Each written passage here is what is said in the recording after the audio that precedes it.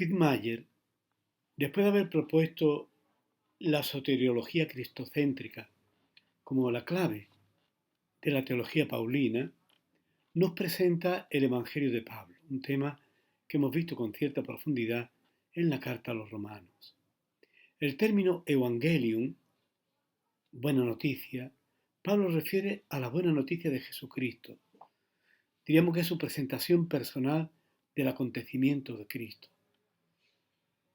Con casi toda certeza fue desarrollado por el mismo Pablo, que lo utiliza unas 48 veces en sus cartas auténticas.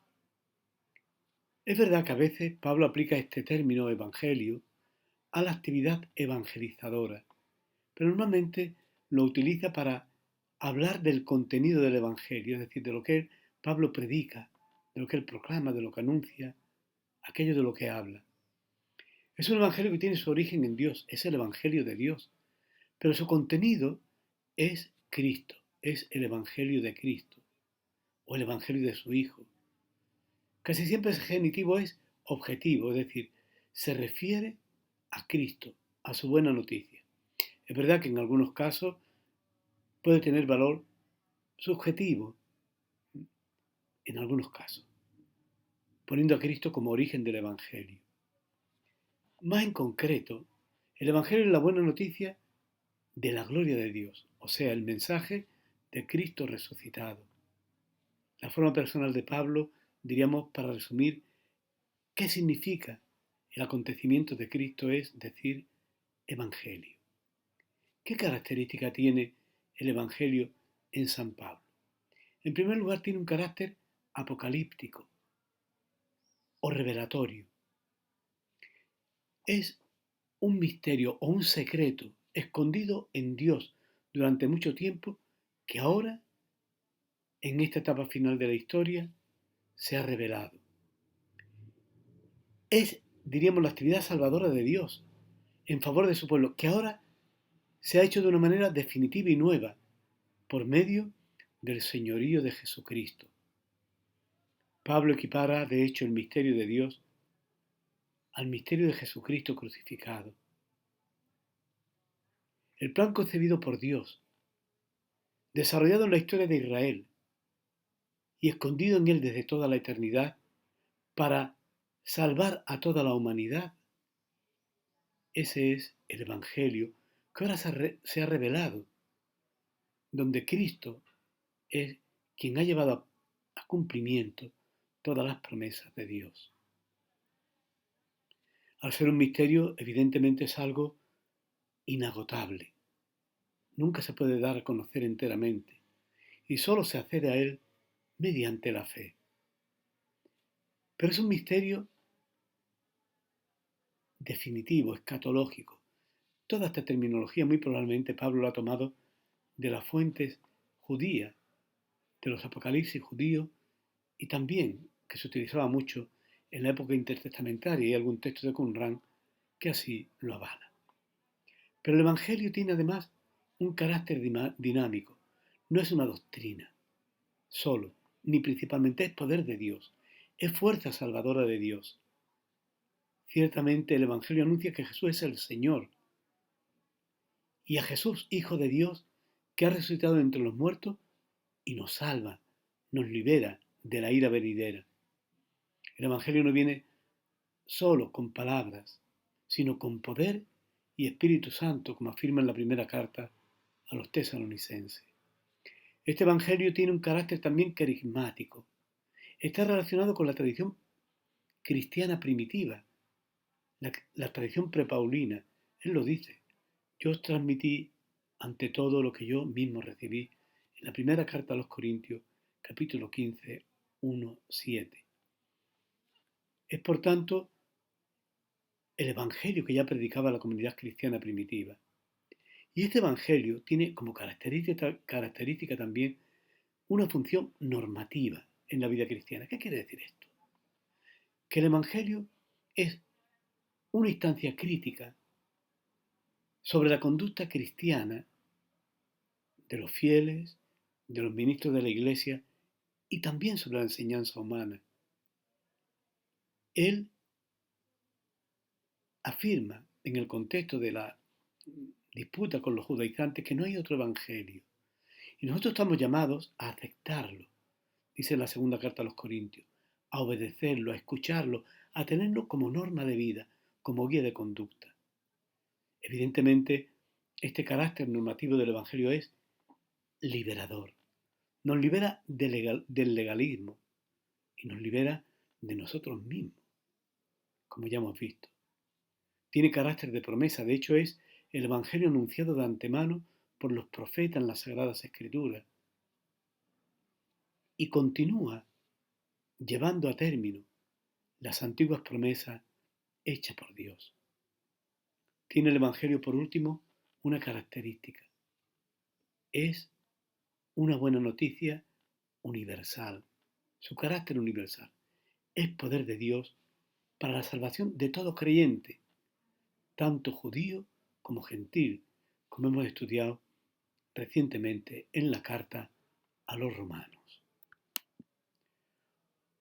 Una vez que ha presentado el Evangelio, según Pablo, en los números 37 al 47 va a presentarnos cómo piensa, cómo ve Pablo a Dios y a su plan de historia de la salvación.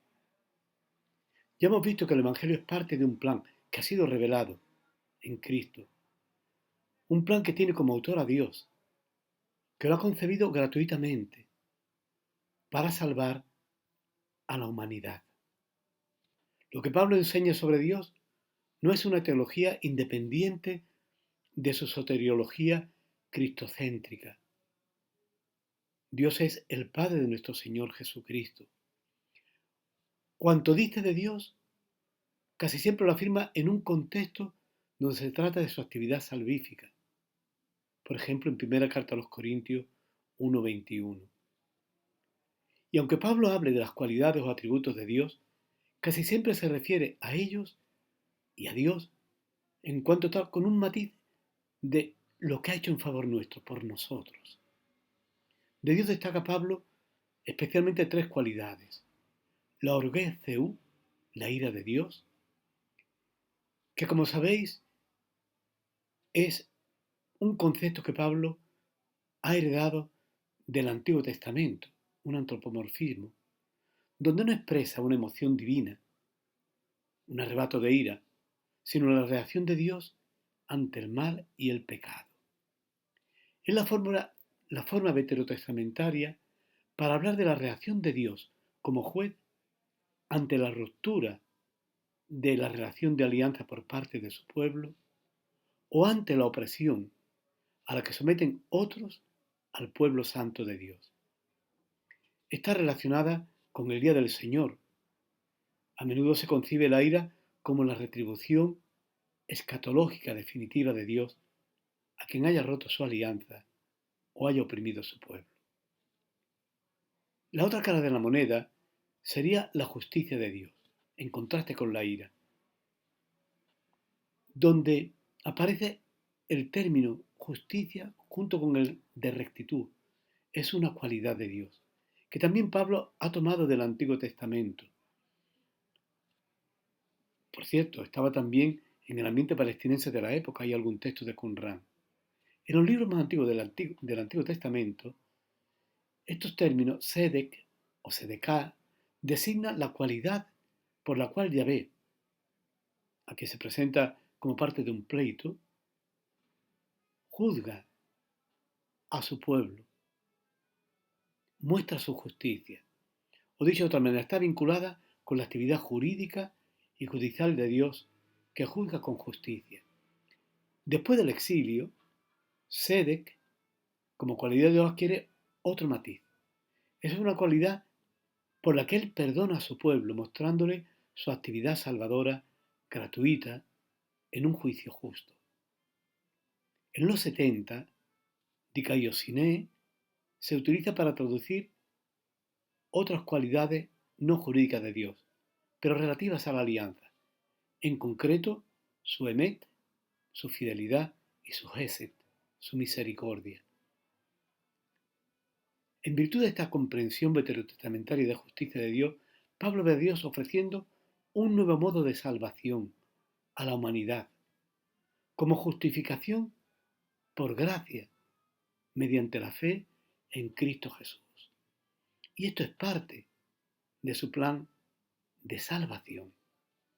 Kesseman ha insistido también en que la justicia de Dios es su actividad salvífica, la manifestación de su poder divino. Y es verdad, pero no hay que olvidar que esto está siempre vinculado al matiz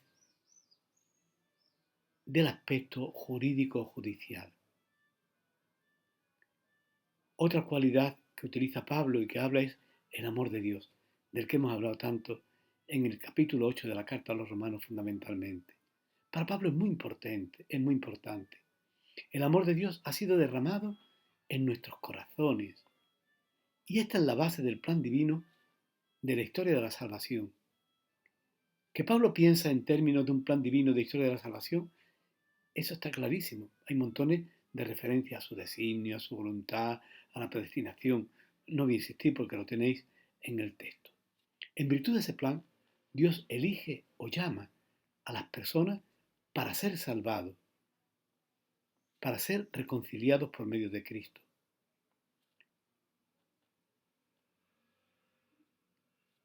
Esta historia de salvación tiene, o este amor de Dios tiene tres dimensiones, este plan salvífico tiene tres dimensiones, una histórica, otra corporativa, otra cósmica y una última escatológica. La dimensión histórica del plan divino de salvación abarca toda la fase de la historia humana hasta que el Señor venga glorioso, retorne glorioso, desde la creación hasta su consumación. Está enraizada en la intervención de Cristo Jesús, en dicha historia, en la plenitud de los tiempos, como dice Gálatas, que da a esa historia un significado único, irreversible. Esta dimensión histórica se lleva a cabo en tres periodos que Pablo retoma de la tradición judía. Un primer periodo desde Adán hasta Moisés, sin ley, durante las personas podrían obrar mal, pero no tenían transgresiones porque no conocían la ley y no se les imputaban. Un segundo periodo, desde Moisés hasta el Mesías, durante el cual la humanidad estaba encerrada bajo la vigilancia de la ley. Reinaba la ley y el pecado humano era imputado como transgresión. Y un tercer periodo en el que estamos, el tiempo del Mesías, iniciado con Cristo, que durará hasta su retorno glorioso, que es el fin de la ley, en el que todas las personas se encuentran justificados por la fe, que se ejercita mediante la caridad. La segunda dimensión de esta historia de la salvación es que es una historia comunitaria, corporativa. Es claro el papel de Israel a lo largo en esta historia. Ha sido el pueblo privilegiado desde antiguo con las promesas a Abraham y a su descendencia. Ha sido el instrumento escogido por Dios para ir llevando adelante esta historia de salvación. Todos los actos divinos que preparaban la venida de Cristo tuvieron lugar dentro del pueblo de judío. A ellos, como dice Pablo, pertenece la filiación, la gloria, la alianza en ese texto tan precioso del capítulo 9, versos 4 o 5 de la carta a los romanos. Es verdad que Israel lo rechazó, pero esta infidelidad de Israel forma parte del plan de Dios. Estaba previsto por él. Tanto la infidelidad de su pueblo como la llamada de los gentiles, había sido anunciada en el Antiguo Testamento, si no leer Romanos 9, 6 al 32. Su infidelidad, la de Israel, es una infidelidad parcial. No todo Israel lo rechazó. ¿Qué somos nosotros? Sino una comunidad iniciada por un grupo de judíos que reconocieron a Jesús como Mesías. Hay un resto escogido que se vinculó, que aceptó a Jesús como Mesías. Y ese rechazo además no es definitivo, es temporal. Ha sido providencial para que la salvación pase a nosotros, los gentiles. Y para que Israel, viendo que sus promesas y su salvación ha llegado a nosotros, sientan celos y vuelvan. Si el tropiezo de Israel ha significado una riqueza tan grande para todo el mundo, ¿qué nos significará su plenitud, como dice Pablo en Romanos 1, 11, 12. El rasgo comunitario y corporativo aparece sobre todo en la incorporación de cristianos, judíos y gentiles, en Cristo y en su iglesia. Pero también hay una dimensión cósmica.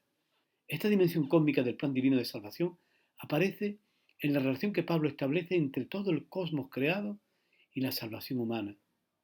Dios ha sometido todas las cosas bajo sus pies, dice primero a los Corintios 15, 27. Y esta es la razón por la que Pablo considera la creación física en el capítulo 8 de la carta a los Romanos, como vimos, esperando ansiosamente participar en la libertad de la esclavitud, de la corrupción y en la gloriosa libertad de los hijos de Dios. Evidentemente, como no es persona, nunca relaciona a la creación con la justificación.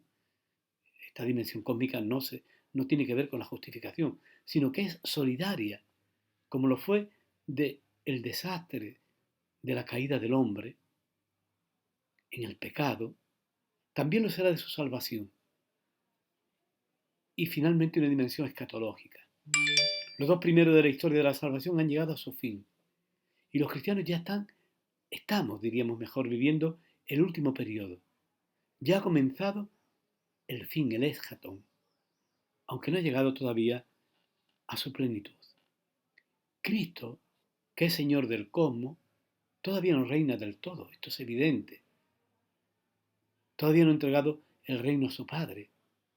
Todavía no ha vuelto glorioso. Pablo esperaba este retorno para un futuro próximo, ya lo hemos comentado, no me detengo en eso.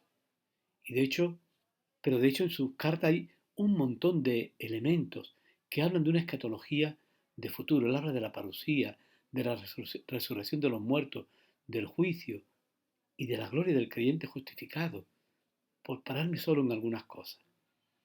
Pero junto a este aspecto de futuro, también se da el de presente, según el cual ya ha comenzado el final de los tiempos. Ya estamos salvados. Es verdad que en esperanza, pero salvados. Y Pablo insiste en esto. Esta diferencia de punto de vista probablemente se deba parcialmente al desarrollo en el pensamiento de Pablo sobre la inminencia de la parusía, que pasase de una espera inminente, viendo que transcurre el tiempo, a una espera más adelante. Y ha sido explicado de distintas maneras. Dock, un exégeta inglés, y Rudolf Bultmann han hablado de una escatología realizada, ya se ha realizado plenamente. Una presentación sintética y crítica tenéis en el texto de Fitzmayer, que omitimos por razón de la brevedad. Pero, ¿cómo se puede explicar la escatología de Pablo? Donde afirma que ya hay textos que hablan de ya y textos que hablan de un futuro. Podemos llamar una escatología inaugurada, incoada, iniciada. Los cristianos vivimos en el éxaton, en la edad del Mesías. Si miramos hacia atrás al primer Viernes Santo, a la primera Pascua, y hacia adelante, esperamos su consumación gloriosa, cuando todos estaremos, como dice Tesalonicense, con el Señor. En esta edad ya ha comenzado un estado de unión con Dios desconocido anteriormente, pero que no es definitivo. Está destinado a una unión final con Él en la gloria. Esa es la base de la esperanza cristiana, como afirma Romanos 8, 24 al 25.